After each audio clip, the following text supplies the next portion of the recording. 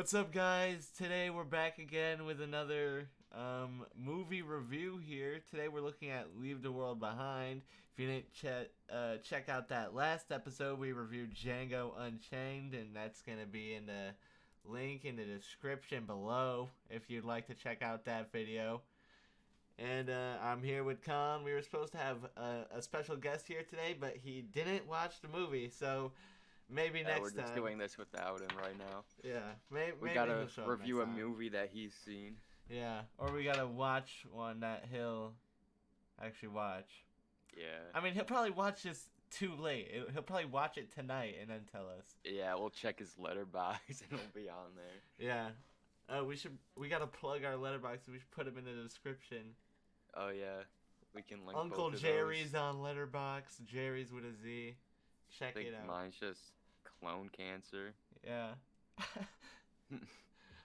Okay, but we're gonna talk about a lot of things for this movie because there's a lot going on. Some of it makes sense, some of it doesn't. We're gonna talk about everything that we like, dislike, our favorite parts of the movie, and highlights and acting, cinematography, and then also the lowlights of that. Uh, Basically, yeah. Is there anything you'd like to start with? Let's just start with the beginning. Like, it opened up really good. The cinematography was really good. I liked how it just like showed the city. Just started with some shots of the city and like the sun coming up. It looked really nice. I went into this movie not knowing what it was really about. Like, I kind of just went in blind without any trailers, and I didn't watch Mr. Robot beforehand, so Yeah, this movie I definitely had bias towards because of the fact that I watched Mr. Robot previously, and I really enjoyed that show. And that show is made by Sam Ishmael, who is the director of this. And a lot of his cinematography you probably have noticed if you've watched Mr. Robot. It's very similar style to how this movie is, and this movie is another good example where he is able to use camera angles to build tension and also like just show how good things can look pretty much. Like a it lot of the really, twisty shots are super trippy and weird, and it makes you feel like you're getting like sucked out of it, you know. yeah, the cinematography is like one of the things I really liked about this movie. I have no complaints with it. Yeah, definitely one of the highlights. I don't think there's anything that he does wrong, and I mean I fully expected that.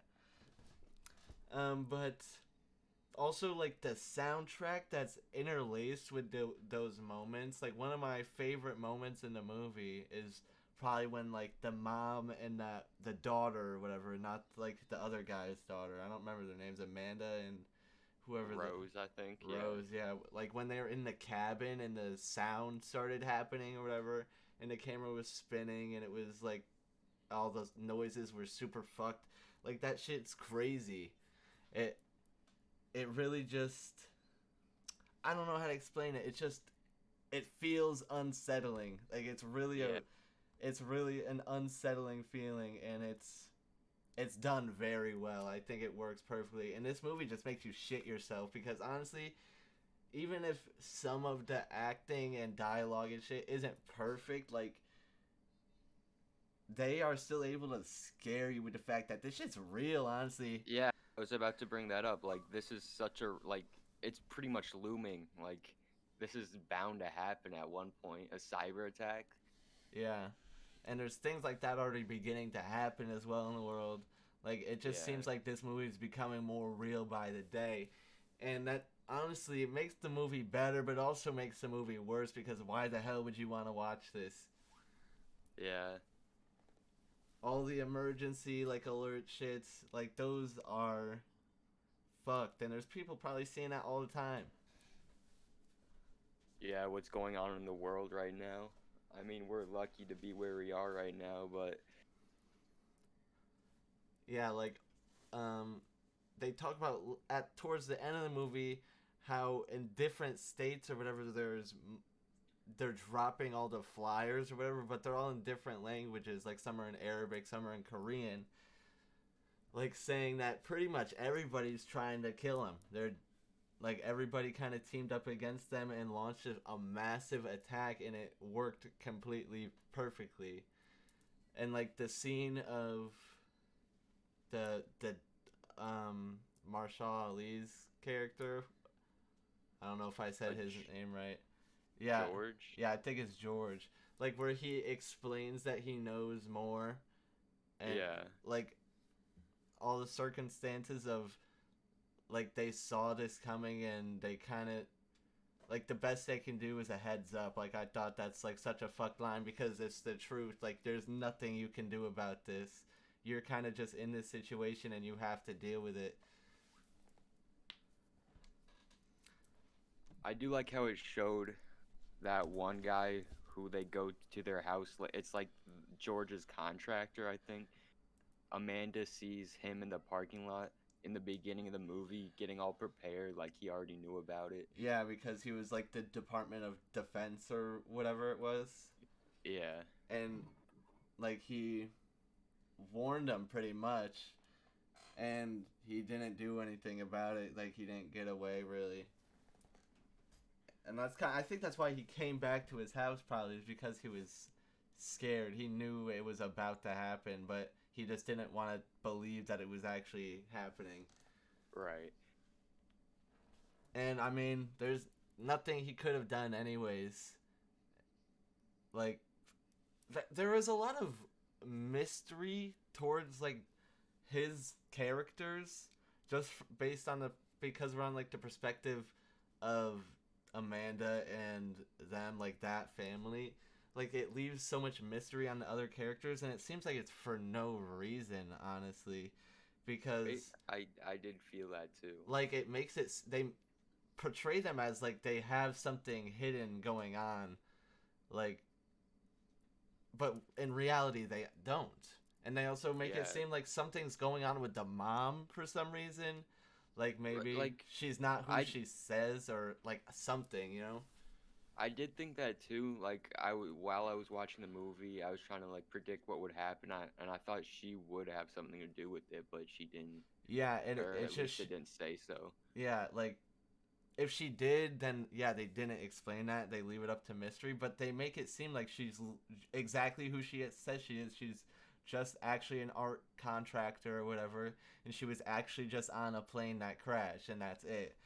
But they make it seem like there's something else going on, and I don't know if that's like a fault in the creative direction, like, or if that's actually meaning to lead to something, but if it does, it just leaves me confused more than anything. Yeah, there was a lot of like loose ends, I feel like, or not like it was left unresolved, the movie, the ending. Yeah, we can talk about the ending. Like them just they Amanda and Rose like see the nukes drop on the city or whatever from afar, and we cut back to them at the guy's house and they're leaving, and then that's it. That's the last we see that those characters, and then the daughter goes in the bunker and watches Friends, and it's over. Yeah, so we don't really know what happens to Amanda and Rose, or Archie and Clay and George. Yeah, like Amanda and Rose were still looking for her daughter, Amanda's daughter. I can't remember her name. Actually, her name might be Rose, and then the George's daughter is Ruth. I think we got those mixed up. Oh, did we? Yeah. Oh, well, it's fine. Doesn't matter that much. But yeah, like they're calling for her, and it ends with her like ignoring the calls for help from them, when there's clearly something going on. Who knows what the hell she was doing? I don't know why she was doing that. And then she goes down in the bunker just to watch Friends. Like, are they gonna find her down in the bunker, or are they not gonna realize the bunker's there? Or like George and Clay are gonna go back to the house where they aren't there anymore, and then they're gonna end up keep missing each other, you know, and it'll be too late. Like that area will be gone soon, you know. Like, do they even make it to the bunker is something we can't know. Amanda and Ruth probably do because they're right there. I'm assuming Right. that they're able to. They were about to go in that house anyways. So I'm Yeah, they assuming were right there.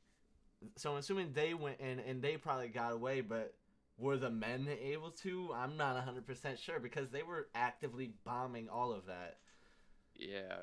But earlier on in the movie, Archie, the son, and his sister Rose, the other, like the daughter, they did see that house together with the bunker. Like when they went to the shed, they saw that house when they were walking around. Yeah, and also, what was what was that thing when they walked in the shed? There was like a pile of leaves with a imprint of a body, and the Archie was like, "I wonder who's sleeping here." And then it shows like an angle of a window watching that house, like through a crack or whatever.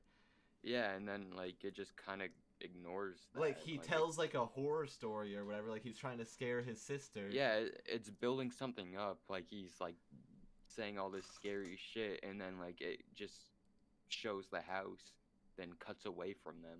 Yeah, but like, so what? Who's the person in the leaves? Like, who was there? Who was watching that house? Did someone know that that bunker was there? And then when all this shit went down, they went in that house, and then maybe even that girl is in the house with whoever's in that bunker now. Like, Yeah, I'm assuming that that house can't just be completely empty. I mean, they were prepared. They had a bunker set. yeah, why would I mean? They said they're not home often, but like, also, why did the one guy have his gun when he went to his neighbor's house or whatever to see if they were home? Yeah. Like they really made those characters seem like they were up to something when nothing was actually going on. Unless we get like a second movie and something is all of this makes sense. Like there's so many loose ends within this movie that kind of tamper it down. Like that just bring it down a little bit because it's like annoying. You want that resolution. That's like the thing every single person searches for. You want that resolution and they don't give it to you for pretty much anything in this movie. Uh, and another thing that brings the movie down for me is the like everything happens to them. I feel like it's just a bunch of plot convenience. Like the ship that crashes on the beach just happens to be right where they are. The drone where like Yeah. Clay's driving happens to be right above him. Everything just happens to them. I feel like nothing like it's just too convenient for the plot. Yeah, and like this whole area is completely empty with no civilization like anywhere. Yeah, it's like they said it's like the resort or whatever, but there's clearly still neighbors. And you're telling me Yeah, there's none of them are there, not a single person. yeah, It just doesn't make sense. At least see multiple houses, multiple different houses. There's no one there in any of them. I don't. So like, what happened to those people? Where did they go? But it's like, yeah, there is a lot of plot convenience in that they just kind of happen to be in the right place at the right time. Like, why does Clay go all alone to like do that? Why did he didn't even tell anybody except like his wife? I think if he even told and then her. as soon as he gets out of the car to like look around, the radio starts like it turns on and then it turns off when he gets back into the car. And then the same thing happened earlier in the movie when they're watching the TV. It's just like the emergency broadcast and they all go to bed and then it cuts to like what's actually happening in the world and then they never see that. Yeah. It's like they just keep missing all these little things just like to say oh like oh they can't figure it out, you know. Yeah. But then they like surprisingly also know so much at the same time. Like they just deny everything the whole movie, but like they pretty much know exactly what's going on from the very beginning. Even though they denied the whole movie, like George and Ruth especially, they knew, they were aware, or at least George did, and that's why he was bringing Ruth with him, and like they were completely aware of this, they just didn't, you know. They just, I lost my train of thought. I don't know what the hell I'm saying. But yeah, plot convenience is a big one there. Yeah. Here we go. We could talk about. I'm looking at this right here. Oh, all of the animals. I forgot about that. That's of course. Throughout the whole movie, they're like showing that the animals are migrating and getting away. Like, and there's hundreds of deers and all those flamingos and birds and shit. Yeah, that's cool, but like that doesn't make sense. Yeah, like I was gonna write that down in my notes, but I didn't want to just nitpick the whole movie. I'm glad you did bring that up. Like, I don't see what what did that add to the movie really? Yeah, Like it never really explained, cause like Rose, like she kept looking at the deer, like they never really went into that. yeah, they make it seem like it's almost like semi paranormal, like the plot of the movie. Like it's not in. They make it seem like it's not entirely just like the countries going against each other, but like there's something else. Like they make it feel. I can't describe that feeling, but it's like something else is at play other than just these people or the countries attacking them. That's what it makes it feel like. And on the poster to the movie, like on Letterboxd, yeah, exactly. That's what deer. It's the deer in like a completely warped background. So I thought low key, like based on the poster, I thought low key it's gonna be an Inception type of fucked up trippy ass movie. And then it was about this, and this was good. I liked this movie. I still really like this movie, and it was a lot of bias. I went in with a lot of bias, and I went out really liking this movie. But like a lot of people also didn't like it because they probably didn't watch Mr. Robot or didn't have as much of a affinity for the show like I did. So I had a lot of bias towards this. But like I can still notice that there's definitely flaws with this movie. But like I think this is probably one of like the first movies he's ever directed. Yeah. And for like a first go at this, it's really good. I think it's really, really well done. But there is so much like that is wrong, because why is there no resolution for so much? Why is there so much convenience towards these characters? Why is there so much weird scenes and pointless dialogue? But like there's so much mystery. I feel like there's another plan that isn't directly explained, and maybe like over time through interviews and like analyzation of the movie further, like more ends will be tied up. But right now it's just like a bunch of loose coins everywhere. It's like it means nothing, you know? Like it feels like everything happens for no reason almost. And like bringing up the animals again, when they were in the shed and all the deer surround them, like why did they do that? Yeah, maybe it was because the sound like was fucking with their ears, but like why were they surrounding that shed? They make that shed seem so like that's what I'm saying. They add like a different aspect. Like it's that there's something else going on. Like who's the person in the leaves and shit like that. Yeah. Like they make it seem like something else is going on, with which maybe there is going to be a second movie and all this will be explained. But like it probably won't. And it's just so confusing. Like, why was so much introduced and then nothing was done with it? Like the girl Archie talks about, he talks about her a few times and nothing comes of it. He even ends up liking George's daughter, like, and he doesn't even care about Taylor or whatever her name was. It's just like I don't understand why bring up these things if they don't even matter at all. Like just brings us back to that useless dialogue. Yeah. It's like I feel like it's almost just to low-key flex the cinematography, add in these random ass moments where he can build suspension really well with camera angles and shit. But like you don't need to do that. Like it does kind of just feel like he's adding something just to kind of flex a little bit. if it added to the movie, like that'd be great, but Yeah. it really doesn't. Or even like add any sort of hint in the background, even if you don't explain it.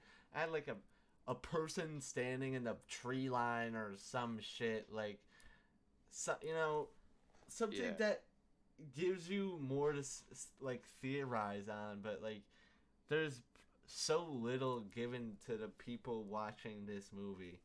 Like, they don't tell you pretty much anything, and then they don't leave anything to be found out, really. It's kind of just given to you, and that's how you gotta take it. Like I'm hoping we missed something in like actual like in-depth analysis, like people like analyze the movie and like get something that we missed, and maybe all of this will make sense, but like I feel like that's not the case. Exactly. It's, Like, I'm hoping that, like, through an interview in a year or some shit, Sam Ishmael will say, yeah, you guys got the movie all wrong. It's actually like this. But I don't think that's how it is. I think he made it this way, and he just made a mistake, probably. And yeah. in the fact that he probably thought it would be a good way to end it, because there's movies like that where, like, it feels good that you didn't get the resolution because it doesn't feel like it's deserved or something like that. But like, there's nothing. Like, you're just given nothing pretty much, and that's it. I don't know how else to describe it. It's just like an empty feeling almost. Like when the movie, how the movie ended, I was not expecting it to end there, because the movie it is pretty long. Yeah. Like I thought it didn't really feel like 2.5 hours though. So when I got to the point like at the end, I didn't realize that it's already been 2 hours and 30 minutes. I thought I was still like maybe an hour and a half in, Yeah. but no, it was the end of the movie, and like I just nothing was resolved. Yeah. It definitely was a disappointing ending. I think even if they ended it on like the scene where the nuke dropped, maybe that's, for some reason it feels like, because you don't add the other random 2-3 minutes at the end of that movie, like, at least the resolution is okay, they got nuked. But when, Yeah, like you would assume that like they probably died too, but yeah, but because, like, they add a little bit else, like, she goes down in the bunker, they're talking about, okay, we're gonna go back now and we're gonna get everybody and then go to the bunker. Like, that adds more. Like, you're adding more that doesn't need to be added, and then you're not resolving it, yeah. which And is, this movie just kind of felt like a start to something that won't have an end. Like it really just felt like the start of a story. yeah. And maybe that's like what he was going for, and I think that's probably what he was going for, was like the beginning of a story that we don't get to see the rest of, really. And like I said, there can be instances where it works, but I don't think it did this time. Like, this ending was very disappointing. Like, I was interested in the movie and interested into the story, and I wanted that resolution, and it wasn't given. Yeah. Something I did like about the movie though, how it was in chapters, kind of like a Tarantino film. Yeah, I like the chapters. Um, yeah, I like the chapters. It feels good to just have a set, like, you could say this happened here, and the progression led to this happening here, and the chapters were interesting enough to be chapters. Like, it flows nicely. I like how that's structured as well. I like the chapters. Yeah. Mm, what And else do we got here? we could talk about they're smoking carts. Oh yeah. Ruth gives Um, Clay a cart or whatever. and then right after that, she talks to it like she talks to her dad about like how he wants to fuck her, Yeah, which I like, didn't get that vibe. yeah, I also, I didn't get that vibe. It's like, is she lying? Like, I think she was trying to kind of, like, she doesn't want her dad to trust these people. Yeah. And so I think she might have just been trying to cause like a distrust, like, so George won't like Clay as much. I think that's what she was doing, and that's why she said that, because I didn't get that vibe. Like, it felt like he was just chilling with her. Yeah, like, and I don't see what the point of, like, her chilling with him, smoking with him, giving him her cart, and, like, and then telling her dad all of that. Like, what Yeah. was the point of just chilling with him then? Like, I don't understand Yeah, that. she's the one who approached him and everything. Yeah, she even asked him, "Do you fuck your students? 'Cause you give off that vibe." Like, she said that. Yeah. She did say that, yeah, I forgot. Yeah, it seems like she was the one, like, she was trying to get that vibe out of him, just so she could say to her dad, oh yeah, he did this to me. Yeah. I didn't really like her because she didn't, like, want them. She just wanted to be with her dad, and then that's it, kick these people out of the house, get rid of them, like. Yeah, I didn't really like her or Amanda. Yeah, I liked Clay, and George was really good. I didn't really like the son, and the daughter was alright. Yeah, the son was a perv. Yeah, yeah. He took pictures of Ruth, like, while she was by the pool, and was jerking off to them. And then he Yeah. lost all of his teeth, so. I mean, that's karma for you. Yeah. But yeah, that was really gross when he pulled out all his teeth. Yeah, just woke up. And, like, why'd he keep doing it? Yeah, like, oh my god. Like, he pulls out one tooth. If that was me, I'd be freaking out, not wanting to, like, touch any of my other teeth for the, like, fear that would happen to all my other Literally. teeth. Like, I don't know. But no, he just pulls out, like, his whole, like, top row of teeth. Literally, he kept going. He kept pulling them out. And they're even saying to him, don't pull him out. Like why are you doing that? Yeah. I don't remember what he said, but I just feel like he said, I can't stop. He was like, oh, my teeth feel weird. Yeah, and he kept pulling them out. Like, why the hell would he do that? Yeah, I forgot. He just kept pulling and pulling. That was so stupid. It was gross. Yeah. Like, it looked really good. Like, yeah, however they did that, looked really good. Yeah. It looked like he actually pulled the teeth straight out of his mouth, so. Yeah. Yeah, that was fucking nasty. What kind of, we talked about most of this stuff here on the bullet points already. Here, we could do, like, favorite moments. We'll do it, and we'll add a clip. Yeah. We did it earlier on last time, but we'll do it now. Okay, well, my favorite moment was, like I said, that twisting moment in the cabin. Let me look up, leave the world behind, deer surround cabin. I don't know if I'm going to be able to find this.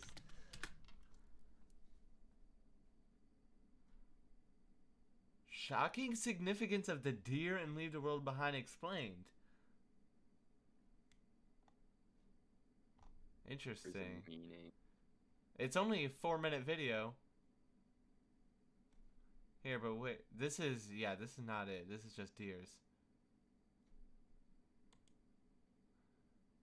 Inspire new holiday traditions. This is not the clip, but we are going to be checking out this video by Movie Vibes. So shout out to Movie Vibes.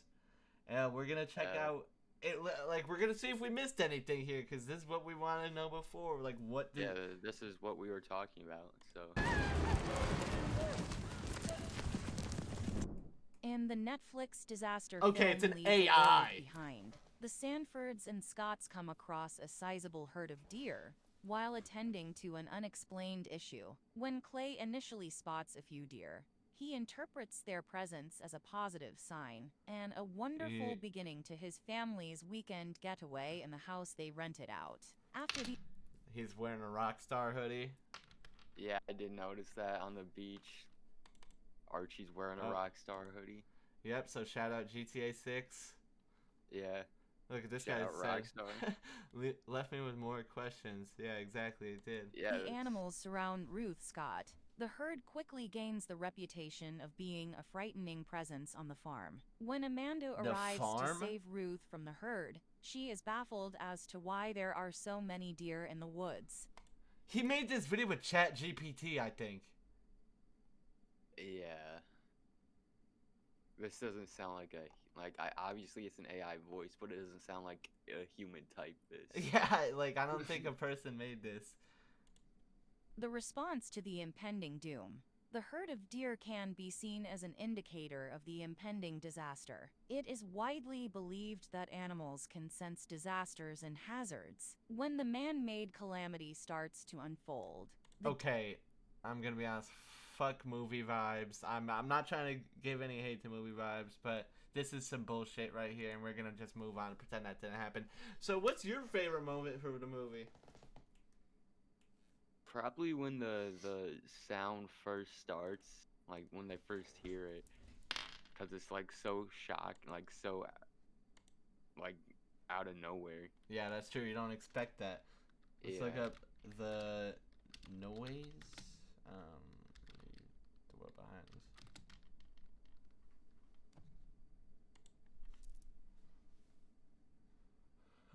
The loud noise. Can we just ending scene? We could look at the ending. Yeah. Here, I'll put it in a different tab. We could take a look at the ending. But what is?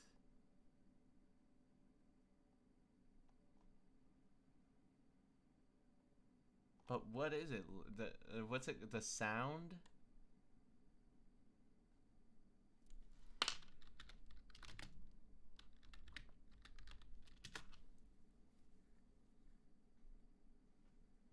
Noise. Ship crashing in a beach. Ending scene. For fuck's sake, where is it? Airplane crashes scene. Okay, well, we're gonna have to look at somebody else's. Let's see. Well, I saw something real quick. Can you like pause the video? I want to talk about something real quick. I saw like one of the clips. Oh yeah, it's the second one. Oh, what, this one? Recommended. Yeah, like that girl. I feel like that scene where he was like leaving that girl should have had more significance, but he only talked about it once. Like, I don't. Yeah, he kind of pretended like it didn't happen. Like, he Yeah, never and then mentioned her. He talks about it to Ruth when they're smoking. Yeah, and then he brings up the flyer, but like that's the only time he mentions that scenario or that situation. Yeah. She says something like they're dropping red gas from planes, but it wasn't actually like gas. It's just the flyers or whatever, but it just looks like gas or from the sky. That's what she thought. Yeah. But And that's probably what he thought too, because he was freaking out when he first saw the drone. yeah. So, yeah, I don't know. I thought that scene was pretty cool. It was scary. You can't, like, that lady freaking out to him, and he just doesn't give a shit, really. He doesn't understand her, so he can't do anything about it. Like it haunts him. Like. Yeah, he kind of seems like traumatized. Like, he doesn't want to do that, but he kind of Yeah, understands that he needs to. He talks to Ruth about it, and he's like, I left a girl. She needed help, and I just left her. Like, she was saying stuff like that. But I don't know. It didn't really have that much of an impact on the movie. Yeah, it's another thing, like, back to just, like, kind of pointless things happening. Yeah. Like, they kind of just put her there to, I don't know, scare, I guess? Yeah. Or, like, I guess if you understand Spanish, then, like, it gives you a little bit more insight. But, yeah, it's just, like, another pointless thing. Like, why did Clay ever even leave in the first place? He never went to his destination. He never got there. He just turned around. Just another pointless thing. Was he trying to go to the city? I could be remembering that wrong. He was, like, trying to just get a newspaper. Oh. He was like trying to get to like the closest town or city so he could get a newspaper. But Yeah. he never made it there. He never made it anywhere. He just made it like halfway, saw the lady, and then turned around. Like he just gave up. Yeah. But also like all that was bombed, so I guess it's a good thing he didn't go.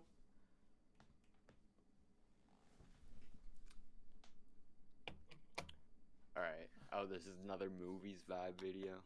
Oh, it is, yeah. Yeah. One of the key mysteries in the recently released Okay, Netflix apocalyptic movie. Danny suggests Leave Danny? the World Behind's noise was caused by microwave weapons. Clay and G.H. Scott seek out Doomsday Prepper Danny for help with Clay's son Archie. Danny was the Also, yeah, what was this guy gonna do about it? Right? I mean, he gives them the medicine, but how'd they know? Like, again, with the plot convenience. Yeah, like, I don't know how this guy was ever supposed to help them, and then he just happened to have apparently the right medication.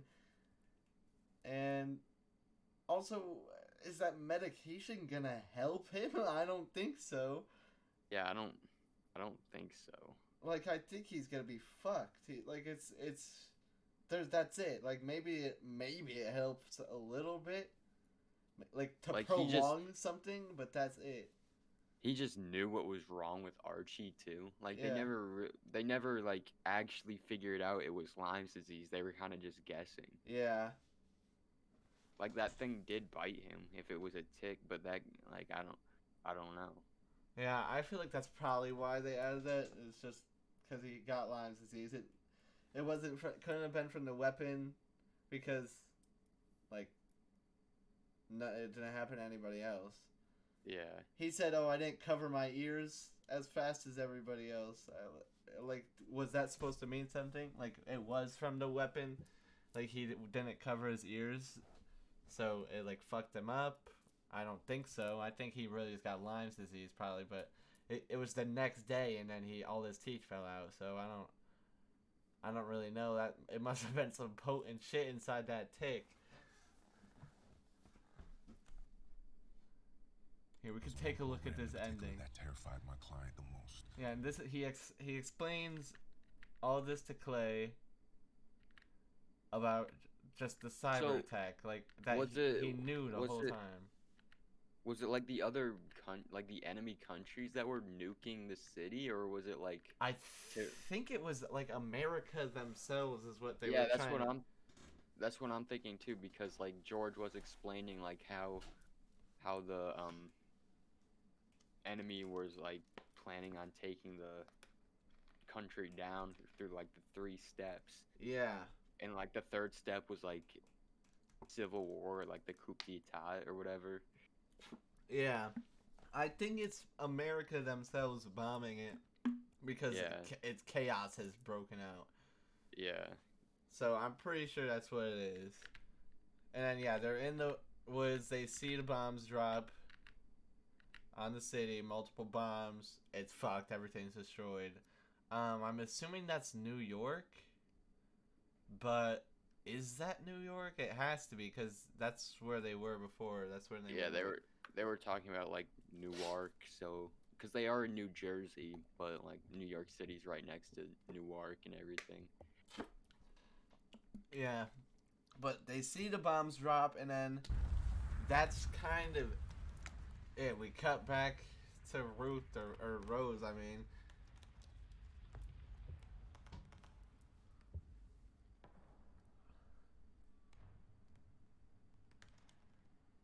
Looks like there's helicopters flying all through over here. Oh, that's not the Oh. ending, but Yeah. yeah, it just ends right here on this scene. Yeah. It's just it was just disappointing. Like I feel like they were trying to go for a funny ending, but that didn't really Yeah. fit. Yeah, like a kind of a quirky ending or whatever. But like, why that out of nowhere? I don't understand.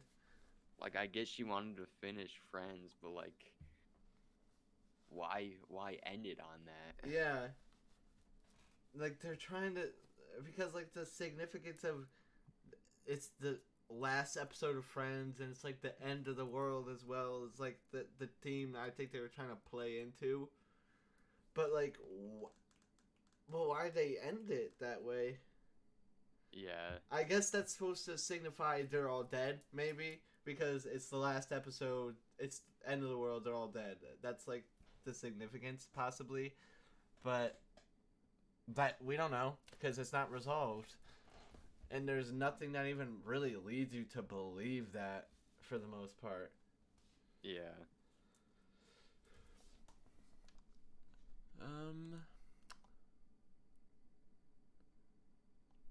Yeah, I think really we talked about most of this.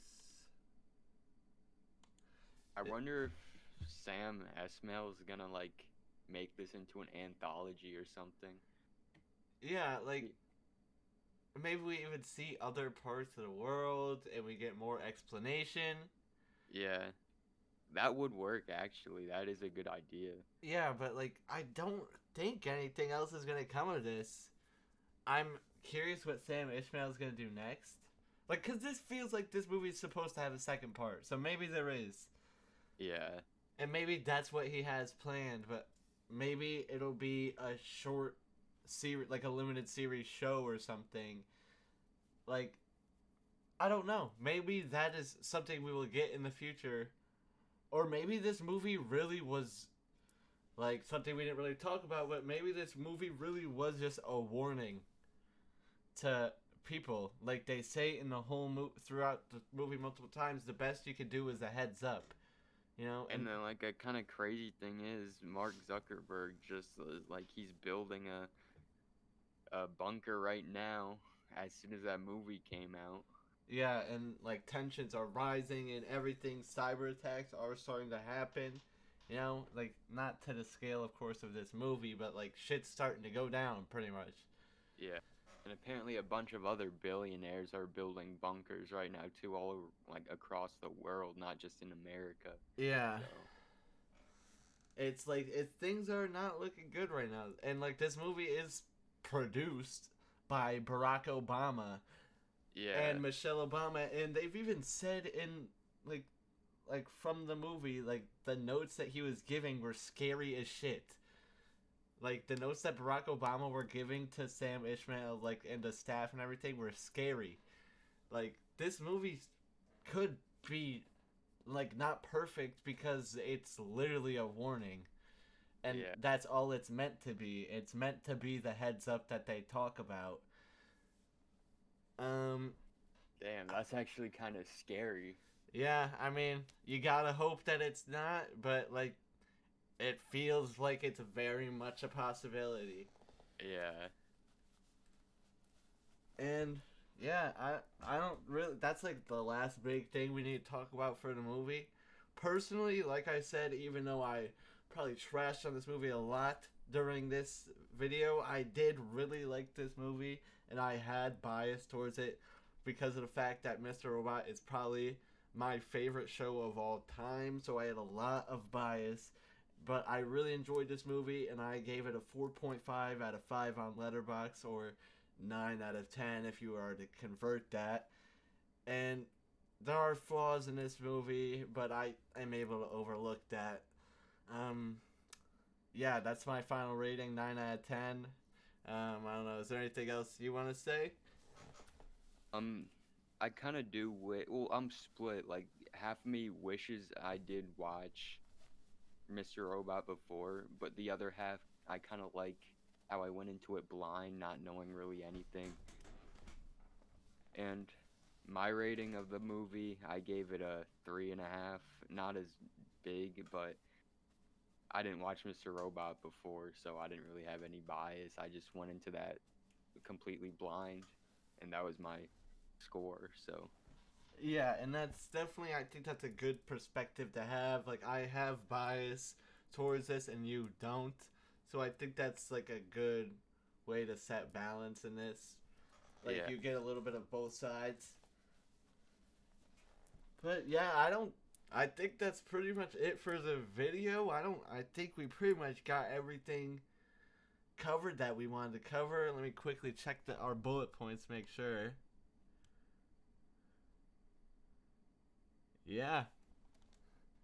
Alright, well, I think that's pretty much going to be the video, guys. This was our review of Leave the World Behind. If you haven't seen our last video, we reviewed Django Unchained, so check that out. The link will be in the description. And the next movie we're going to do has not been decided yet, so if you're seeing this video within the time of release and you actually care about what we're saying and want a movie reviewed, put it down in the comments, and also make sure you remember to like and subscribe. Yeah, but it's been good, guys. Yeah, we'll see you in the next video.